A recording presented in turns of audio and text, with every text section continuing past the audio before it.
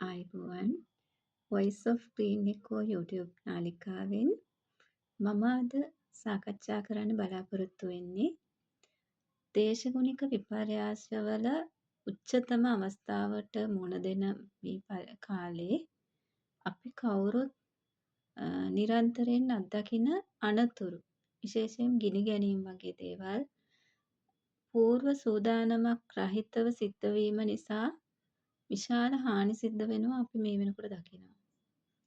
අද මම සාකච්ඡා කරන්න බලාපොරොත්තු වෙන්නේ ඒ වගේ හදිසි අනතුරු වලින් මිදිලා අපි කරන යම්කිසි කර්මාන්තයක් හෝ ව්‍යාපාරයක් පවත්වාගෙන යාමේදී ඒ සඳහා පූර්ව සූදානමක් වෙන්නේ මොන විදිහටද කියන එක ගැන ඔබේ අවධානය යොමු කරන්න පුංචි කරුණු කිහිපයකින්.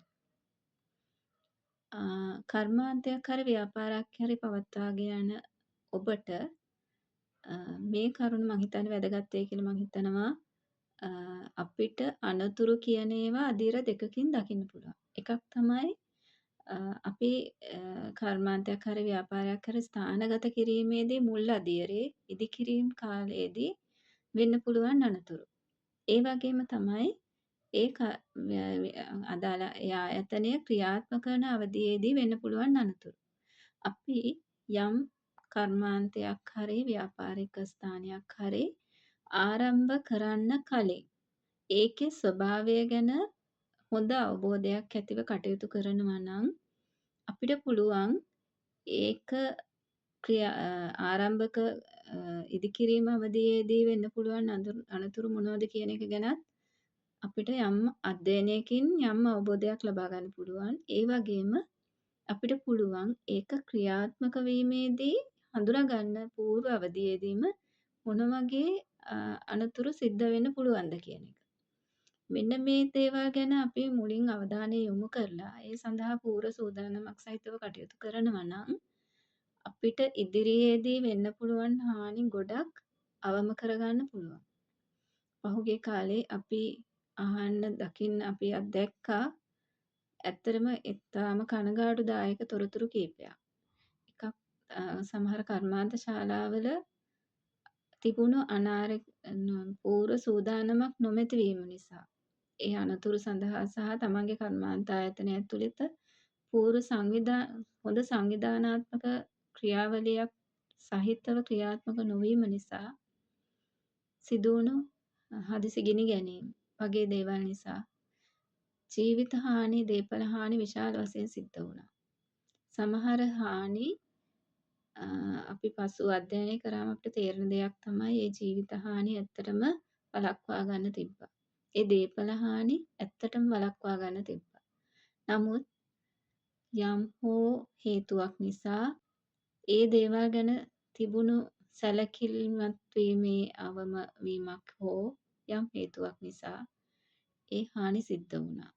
අපි ඒකෙන් ගන්න ඕනේ පාඩම තමයි නැවත එවන් දෙයක් නොවන ලෙස අපිට ඕනෑම කෙනෙකුට ඕනෑම අවස්ථාවක අවදානම සහ අනතුරු වෙන දේ වෙන්න පුළුවන්. නමුත් පූර්ව සූදානමක් සහිතව කටයුතු කරනවා නම් හානිය අවම කරගැනීමේ හැකියාව අපිට තියෙනවා. ඒ සඳහා තමයි අපි ඇත්තෙන්ම සූදානම් විය යුත්තේ. මොකද අනතුරු කියන දේවල්, ආපදා කියන දේවල් අපිට යම් සීමාවකට පමණයි වළක්වා ගන්න පුළුවන්. නමුත් අපිට පුළුවන් නම් අපි ඒ සඳහා මොනවද ගන්න පුළුවන් ක්‍රියාමාර්ග. යම් අවස්ථාවක යම් අවදානමකදී අපි කොහොමද ඒකට මුහුණ දෙන්නේ කියන එක ගැන పూర్ව අධ්‍යයනයකින් పూర్ව සූදානමකින් අපි ඒ ගැන සාකච්ඡා කරලා ඒ ගැන අවශ්‍ය තීරණ අරගෙන පුහුණු වීම කරලා අපි හිටියොතින් ඒ අවස්ථාවට මුහුණ දීලා වෙන අවදානම සහ වෙන හානිය හැකිතරම් අවම කිරීමේ හැකියාව ඔබට ලැබෙනවා. මම අද සාකච්ඡා කරන්න බලාපොරොත්තු වෙනවා මේ කරුණ යටතේ ඉදිකිරීම අවස්ථාවලදී අපි කොහොමද අපේ අවදානම අවම කරගන්න පුළුවන් කියන එක.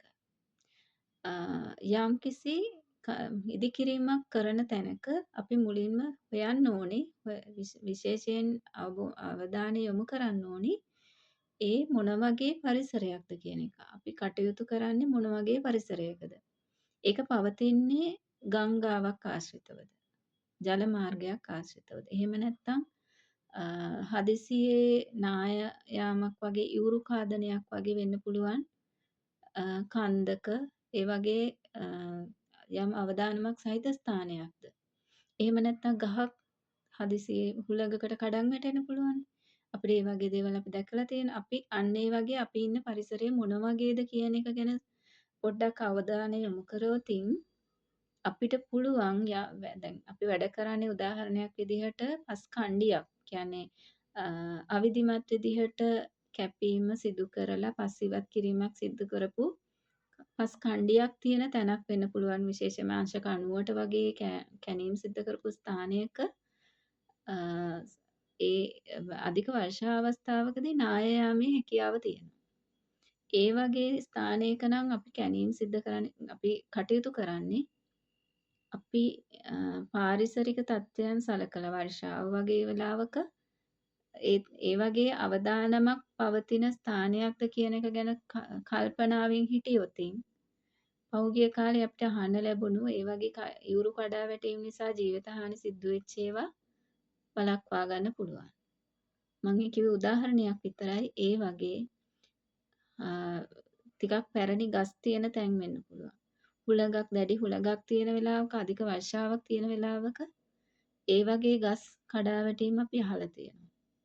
අපි දන්නවා නම් අපි වැඩ කරන්නේ මෙන්න මේ වගේ පරිසරයක කියලා ඒ අවදානමෙන් මිදිලා අපේ කර්තව්‍ය සිද්ධ කරගන්න අපිට පූර්ව සූදානමකින් වැඩ කරන්න පුළුවන්. ඒ වගේම තමයි ඉදිකිරීම් බිමක සිද්ධ වෙන්න පුළුවන් අනතුරු තියෙනවා. අපි භාවිතා කරන වාහන වලින් එතකොට බිම සකස් කිරීම හෝ බිමේ වෙනම භූමියේ කැණීම් කිරීම, වලවල් වලට වැටීම, ඒ වගේම අනතුරු ආයුධ වලින් වෙන්න පුළුවන් අනතුරු. අපි මේ දේවල් ගැන විශේෂයෙන්ම දිනපතා කරුණු සාකච්ඡා කරලා වැඩබිමක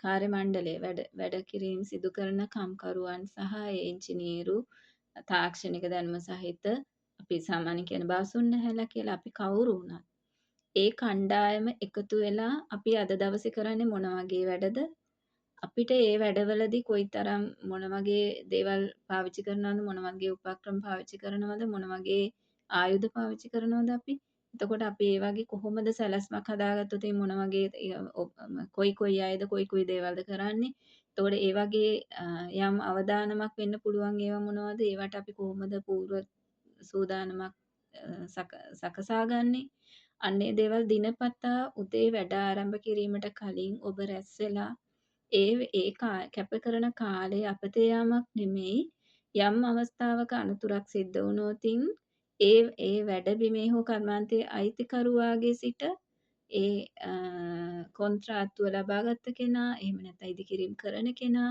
ඒ ඕනෑම කෙනෙකුට වෙන්න පුළුවන් පාඩුවක් තියෙනවා. මුදල්මය වශයෙන් තව කෙනෙකුට හානියක් සිද්ධ වුණොත් වන්දි ගෙවීම වගේ දේවල් ඒවට රෝගවලට බෙහෙත් අරන් දීම වගේ ඒ දේවල් වෙන්න පුළුවන්. එතකොට ඒවා අමතර පිරිවැයක් දරන්න වෙන දේවල්. ඒවා වළක්වාගෙන අනතුරු අඩු කිරීම මගින් ඔබට ඔබ කරන කාර්යය හරියාකාරයෙන් කර ගැනීම සහ අමතර වියදම් අඩු කිරීමත් සිද්ධ වෙනවා. ඒ නිසා අර වගේ දිනපතා එදා දවසේ කරන වැඩ සැලැස්මක් හදාගෙන ඒ වැඩ සැලැස්ම ඇතුලේ තියෙන අවදානම් සහිත කරුණු මොනවද? ඒවට මොනවද పూర్වයේ අපි ලෑස්ති වෙන්නේ කොයි වගේ විදිහකටද? හදිසියේ ලොකු අනතුරක් වුණොතින් කොයි ආකාරයෙන්ද කවුද වැඩ කරන්නේ? සහ ඒවට ඕනි ප්‍රථමාධාර මොනවද? ඒ දේවල් ගැන పూర్ව සාකච්ඡාවක් කරලා ඒකට යම් හැකියාවක් තියන අයව පත් කරගෙන ඒ කෙනාව දැනුවත් කරලා අනිත් අයත් ඒ දේවල් ගැන දැනුවත් වෙලා කටයුතු කිරීම තුළින් වැඩබිමක වෙන්න පුළුවන් හානිය අවම කරගන්න ඔබට අවස්ථාව තියෙනවා. මේක ගොඩක් දිග්ග මාතෘකාවක්.